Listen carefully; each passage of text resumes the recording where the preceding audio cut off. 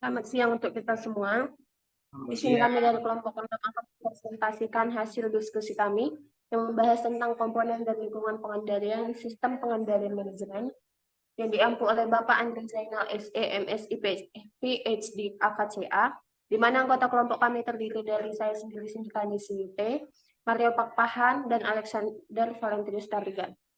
Adapun pokok pembahasan yang akan kami bahas di sini, yang pertama ada pengertian sistem pengendalian manajemen, yang kedua tujuan sistem pengendalian manajemen, yang ketiga fungsi sistem pengendalian manajemen, yang keempat komponen sistem pengendalian manajemen, dan yang kelima ada studi kasus.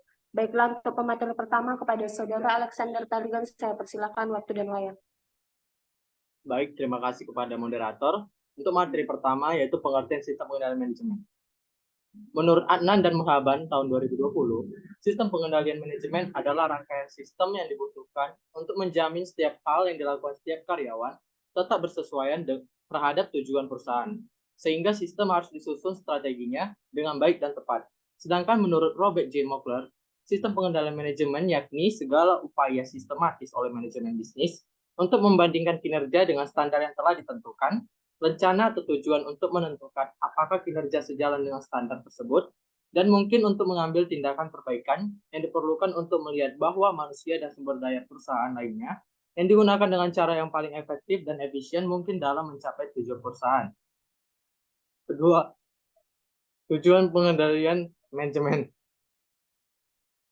Menurut Jati, I. Jatmiko, dan kawan-kawan tahun 2023, secara umum tujuan manajemen kompensasi adalah membantu perusahaan atau organisasi untuk mencapai apa yang sudah ditetapkan oleh organisasi, serta menjamin terjadinya terciptanya keadilan secara internal maupun eksternal. Keadilan internal dapat diperoleh dengan mengevaluasi jabatan dan penekanannya terhadap orientasi kepada hal-hal yang bersifat internal perusahaan. Sedangkan keadilan eksternal lebih menitik beratkan dengan melakukan survei gaji di luar perusahaan, yaitu dengan cara membandingkan dengan pekerjaan lain yang serupa di luar perusahaan. Sekian dari saya kembalikan kepada moderator.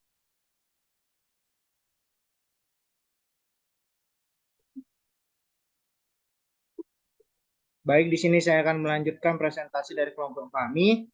Untuk pembahasan yang ketiga ialah fungsi sistem pengendalian manajemen. Sistem pengendalian manajemen digunakan sebagai salah satu usaha dalam bentuk sistematis yang digunakan sebuah perusahaan dalam mencapai tujuan yang ingin dicapai. Hal ini dilakukan dengan melakukan perbandingan prestasi kerja yang ada dengan rencana serta membuat tindakan yang paling baik dan tepat untuk menghilangkan atau menstabilkan perbedaan yang ada. Berikut merupakan beberapa fungsi dari sistem pengendalian manajemen. Yang pertama, untuk melakukan perencanaan yang tepat untuk sebuah perusahaan. Yang kedua, melakukan koordinasi yang tepat antar bagian. Yang ketiga, melakukan proses komunikasi informasi yang baik. Yang keempat adalah mengambil sebuah keputusan akan suatu hal. Dan yang terakhir ialah memotivasi pekerja atau sumber daya manusia yang bekerja di sebuah perusahaan supaya memiliki perilaku atau nilai dan norma yang sesuai terhadap tujuan perusahaan tersebut. Kemudian pokok bahasan yang keempat ialah komponen sistem pengendalian internal. Untuk komponen struktur pengendalian internal itu terdapat 5 komponen. Yang pertama, saya akan membahas tentang lingkungan pengendaliannya. Nah, menetapkan suatu organisasi yang mempengaruhi kesadaran akan pengendalian dari orang-orangnya. Lingkungan pengendalian merupakan fondasi dari semua komponen-komponen pengendalian intern lainnya yang menyediakan disiplin dan struktur. Di lingkungan pengendalian memiliki 7 komponen, yaitu yang pertama integritas dan nilai-nilai etik, yang kedua komitmen pada kompetensi, yang ketiga ada falsafah manajemen dan gaya pengoperasian, yang keempat ada struktur organisasi, yang kelima ada dewan komisaris, yang keenam ada pelimpahan wewenang dan tanggung jawab, dan yang terakhir ialah kebijakan dan prosedur kepegawaian. Ini merupakan 7 komponen yang harus diperhatikan oleh sebuah perusahaan di dalam lingkungan pengendaliannya. Kemudian ada penilaian risiko. Nah, penilaian risiko adalah identitas, analisis, dan manajemen risiko entitas yang relevan dengan penyusunan laporan keuangan yang disajikan secara wajar sesuai prinsip-prinsip akuntansi yang berlaku umum. Nah, proses penilaian risiko entitas ini harus memperhatikan keadaan serta kejadian internal dan eksternal yang dapat sangat mempengaruhi kemampuannya dalam mencatat, memproses, dan melaporkan data keuangan yang konsisten dengan asersi manajemen dalam laporan keuangan. Nah, penilaian risiko ini merupakan salah satu tugas seorang manajemen dalam perusahaan untuk mengetahui bagaimana perusahaan tersebut dalam penyusunan laporan keuangan yang dimiliki perusahaannya. Terus yang ketiga ada aktivitas pengendalian. Aktivitas pengendalian ini memiliki definisi, kebijakan, dan prosedur yang dikembangkan oleh manajemen untuk mengantisipasi risiko yang dapat menghalangi entitas mencapai tujuannya. Nah, berbicara tentang aktivitas pengendalian ini merupakan tindak lanjutan dari penilaian risiko tersebut. Aktivitas pengendalian ini merupakan sebuah prosedur yang harus dikembangkan oleh manajemen perusahaan dalam mengantisipasi risiko-risiko yang akan terjadi dalam perusahaan yang sedang kita jalankan. Selanjutnya yang keempat ada informasi dan komunikasi. Informasi dan komunikasi di sini memiliki definisi atau pengertian sebagai pengidentifikasian, penangkapan, dan pertukaran informasi dalam suatu bentuk dan kerangka waktu yang membuat orang mampu melaksanakan tanggung jawab mereka. Dan fokus utama dari informasi akuntansi ini adalah transaksi dilaksanakan dengan cara mencegah salah saji dalam asersi laporan keuangan dan tindakan kecurangan yang mungkin dilakukan oleh sumber daya manusia yang ada dalam perusahaan yang sedang kita jalankan. Dan untuk yang terakhir ialah pemantauan. Pemantauan memiliki pengertian sebagai suatu proses yang menilai kualitas kinerja pengendalian intern pada suatu waktu. Nah, pemantauan ini dapat dilakukan melalui aktivitas terus-menerus atau evaluasi terpisah. Prosedur pemantauan yang terus-menerus dilakukan terhadap aktivitas rutin yang normal terjadi dalam sebuah entitas serta mencakup aktivitas manajemen dan pengawasan yang biasa. Pada bagian pemantauan ini, pihak manajemen dalam perusahaan itu harus melakukan kontrol atau pemantauan baik itu dari pihak eksternal perusahaan maupun pihak internal perusahaan. Ini tujuannya supaya mencapai tujuan dari perusahaan tersebut. Selanjutnya untuk studi 1 saya kembalikan kepada moderator. Baik, terima kasih kepada moderator Pertahan. Yang saya akan memaparkan terkait studi kasus, di mana kami mengambil studi kasus analisis sistem pengendalian manajemen pada PT Bagnet. Perencanaan yang dilakukan oleh manajemen PT Bagnet ini berjalan dengan baik dan tepat, dilanjutkan dengan implementasi strategi yang berjalan efektif dan efisien dengan adanya evaluasi dan penetapan sistem pengendalian manajemen dalam proses berjalannya implementasi strategi. Perusahaan terus memperbaharui sistem dan mengeliminasi kendala serta masalah yang timbul saat berjalannya implementasi strategi perusahaan tersebut. Manajemen PT Bagnet ini melakukan pengendalian manajemen yang terstruktur baik dalam sistem pengendalian formal maupun sistem pengendalian informal, agar semua fungsi manajemen berjalan dengan efektif dan efisien. Manajemen PT Bagnet ini begitu menyadari pentingnya penerapan sistem pengendalian manajemen di perusahaan untuk menjamin kinerja perusahaan yang sesuai dengan rencana dan harapan manajemen. Selain itu, ternyata manajemen PT Bagnet ini memahami bagaimana penerapan sistem pengendalian manajemen yang baik dan benar, sehingga PT ini mampu meraih kesuksesan dan masih bertahan menjadi salah satu penyedia jasa layanan internet terbesar selama 6 tahun. Adapun upaya yang telah dilakukan pihak manajemen PT Bagnet dalam meningkatkan kinerja perusahaan ada dua. Yang pertama, penerapan sistem pengendalian manajemen dalam upaya meningkatkan kinerja perusahaan pada PT Bagnet terus konsisten dilakukan setiap tahun, sehingga manajer mampu mengendalikan perusahaannya dengan baik dan dapat menghasilkan kinerja perusahaan yang sesuai dengan target perusahaan. Hal ini juga salah satu menjadi alasan PT Bagnet mampu bertahan selama 6 tahun.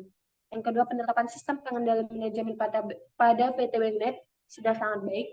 Hal tersebut terbukti pada keberhasilan manajemen dalam pengendalian perusahaan, sehingga mampu mencapai kinerja perusahaan yang diharapkan, terus berkembang setiap tahunnya dan sustainable. Baiklah, sekian pemaparan dari kelompok kami. Adapun kesimpulannya ialah manajemen informasi adalah sistem yang digunakan oleh manajer untuk mengumpulkan dan menganalisis informasi, mengevaluasinya, dan menggunakannya dalam manajemen. Fungsi dalam sebuah perusahaan atau organisasi meliputi perencanaan yang efektif, koordinasi yang efisien, komunikasi informasi yang baik, pengambilan keputusan, dan motivasi karyawan. Struktur manajemen internal terdiri dari 5 komponen, yaitu yang pertama lingkungan manajemen, manajemen risiko, kegiatan manajerial, informasi dan komunikasi, dan kompensasi. Di mana kompensasi yang efektif meningkatkan kinerja, kualitas, dan kepuasan karyawan dan mengurangi biaya karyawan. Baiklah, jika ada teman yang ingin bertanya, kami persilakan untuk menghidupkan video dan suaranya. Terima kasih.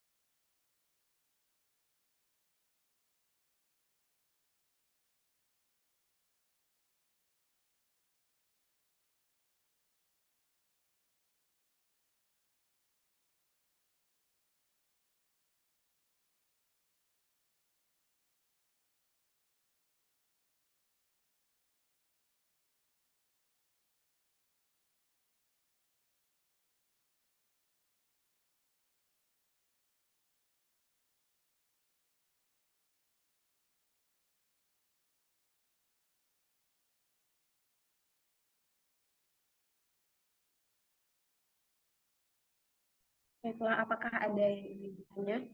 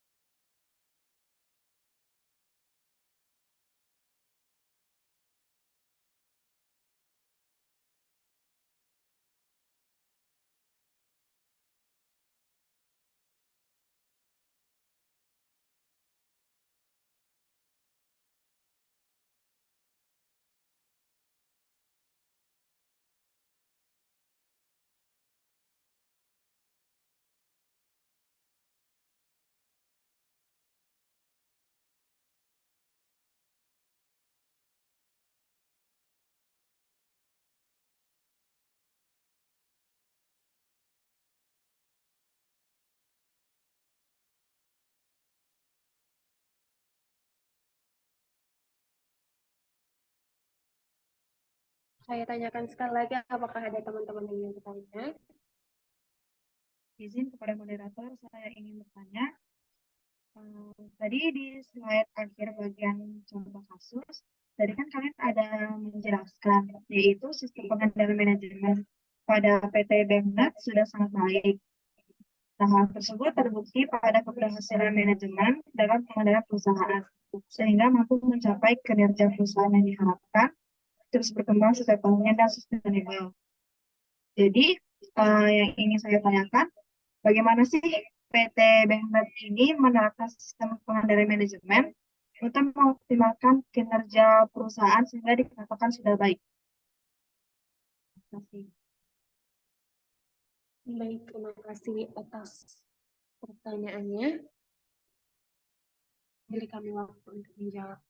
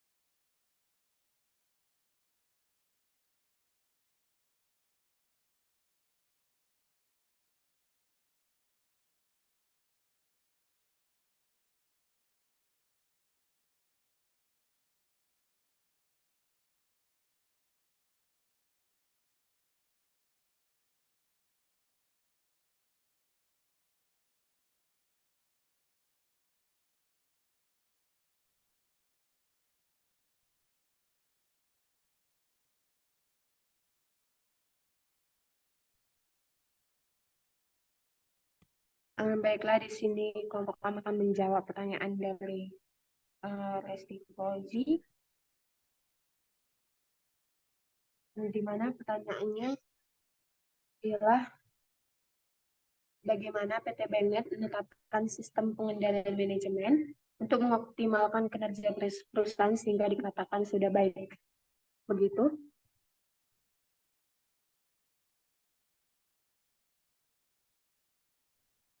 Benar, Saudara Cindy. PT Bennet sudah menetapkan sistem pengendalian manajemen untuk mengoptimalkan kinerja perusahaan sehingga dikatakan sudah baik. Ini dapat kita lihat dari perencanaan strategisnya, di mana dalam perencanaan strategis yang dilakukan oleh PT Bennet ini terbukti berhasil. Ini kita lihat dari keberhasilan perusahaan dalam memberikan layanan dan memperluas layanannya hingga lingkungan pedesaan. Manajemen PT Bennet mampu menganalisis lingkungan dan membaca peluang dengan sangat baik, sehingga mengambil keputusan dalam terjun ke dunia bisnis layanan internet yang terbukti menjanjikan. Sehingga menuai kesuksesan, manajer PT Bennet ini terus meningkatkan kualitas jasa pelayanan internetnya secara bertahap setiap tahunnya. Dalam sistem penyusunan anggaran yang diterapkan pada PT Bennet ini juga merupakan sistem pengendalian inkremental yang merupakan sebuah sistem anggaran belanja dan pendapatan yang memungkinkan revisi selama periode waktu terus berjalan. Manajer PT Bennet ini memberikan kewenangan kepada bagian administrasi untuk menangani semua anggaran, termasuk diantaranya anggaran bahan baku, anggaran perbaikan, bahkan anggaran-anggaran lainnya. Jadi bagian administrasi yang akan dialokasikan yang akan mengalokasikan anggaran tersebut sesuai dengan kebutuhan karyawan. Perencanaan yang dilakukan oleh manajemen PT Bennet ini berjalan dengan baik dan tepat, dilanjutkan dengan implementasi strategi yang berjalan efektif dan efisien, dan dengan adanya evaluasi dan penerapan sistem pengendalian manajemen. Sekian jawaban dari kelompok kami. Apakah Resti dapat menerimanya?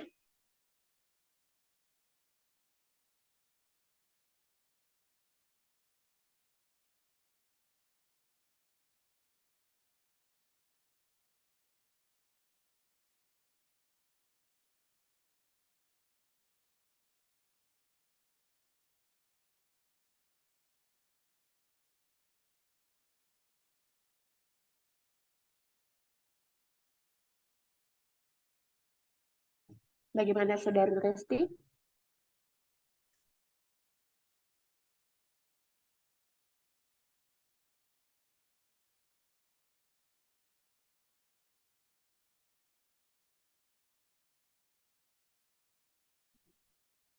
Oke, tadi Saudari Cindy udah menjelaskan. Kan ada tuh salah satu penerapan yang telah dilakukan perusahaan, yaitu dengan terus meningkatkan kualitas jasa penyedia layanan internet secara bertahap setiap tahunnya.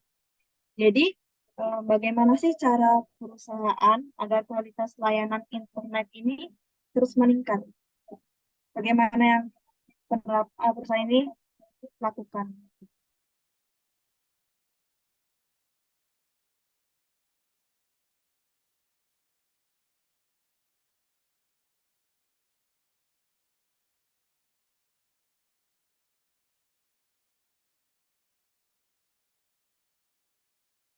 Pertanyaan dari Saudari, bagaimana cara perusahaan agar kualitas layanan internet agar terus meningkat? Benar begitu? Benar. Jadi, beri kami waktu untuk menjawabnya. Terima kasih.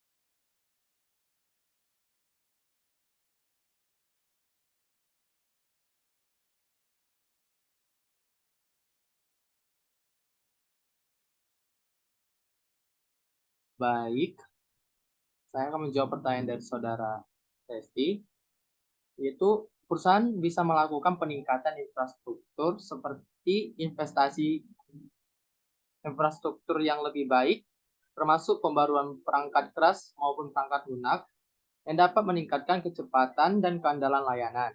Kemudian perusahaan dapat melakukan optimisasi jaringan secara teratur serta melakukan kolaborasi.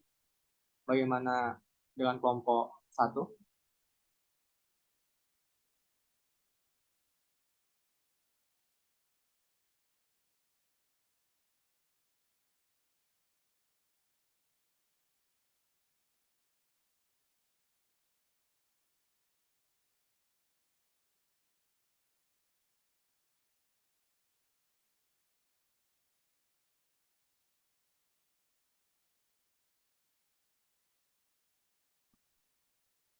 Baik, terima kasih atas jawabannya. Tapi saya ada mau tanya lagi.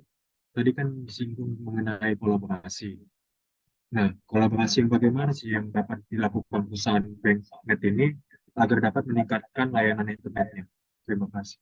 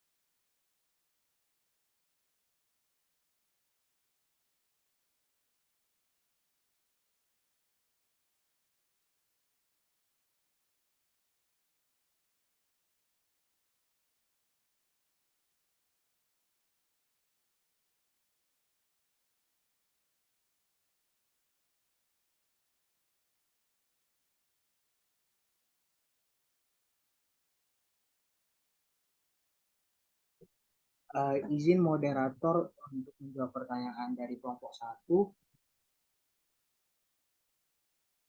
Baik, silakan. Baiklah, saya akan mengulang pertanyaan dari kelompok 1. Tadi kelompok 1 bertanya kolaborasi yang bagaimana yang dapat dilakukan perusahaan agar dapat meningkatkan layanan internetnya.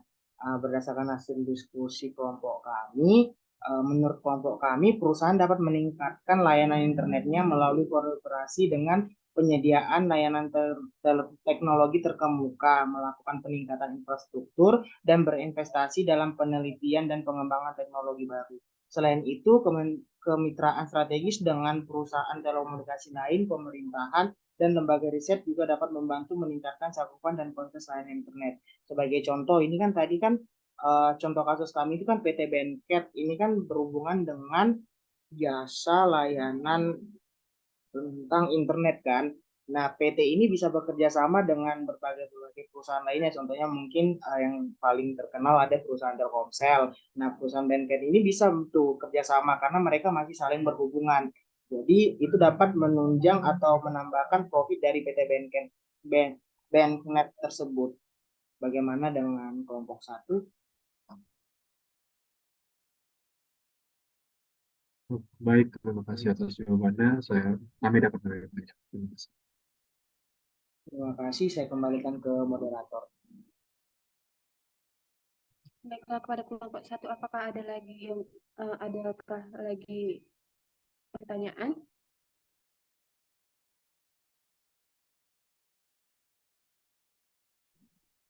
Tidak ada lagi pertanyaan. Tidak ada lagi. Baiklah, tidak ada. Eh, sudah sudah semua pertanyaan kelompok kami jawab. Terima kasih atas pertanyaannya dan terima kasih atas partisipasinya. Eh, Sekian pemaparan dari kelompok kami. Jika ada salah kata, kami mohon maaf. Selamat siang. Selamat siang. Selamat siang.